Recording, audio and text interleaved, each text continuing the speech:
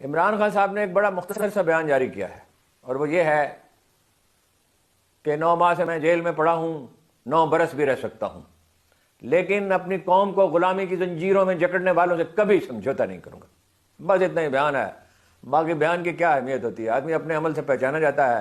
ये तो इमरान खान ने साबित कर दिया कि चाहे फर्श पे कीड़े रेंग रहे हों या मच्छर हों या छत पे टीन की छत पे बारिश बरस रही हो या किरदार कुशी हो रही हो या टेलीविजन पर नाम लेने पर पाबंदी लगा दी जाए या उसके ख़ानदान पे मुकदमात कायम किए जाएं या हज़ारों वर्कर उसके गिरफ्तार किए जाएं, और वो ये तो उसने साबित कर दिया कि वो नवाज शरीफ नहीं है, वो जरदारी नहीं है। जरदारी साहब ने जनरल कहने को धमकी दी थी कि आपका तो 3 साल का टेन्योर है और ईंट से ईंट बजा दूंगा। वो धमकी देने के बाद फिर वो 3 साल आए ही नहीं, 3 मुल्क से बाहर रहे।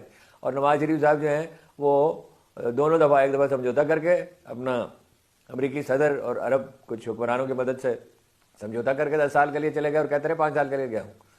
तो दूसरी बार जो है वो एक जैली सर्टिफिकेट बना के, वो जो बड़ी कहानियां गर्दिश में कर रही हैं, वो जो जैली प्लेटलेट्स का उन्होंने बनाया था, बखुदा मुझे पूरी कहानी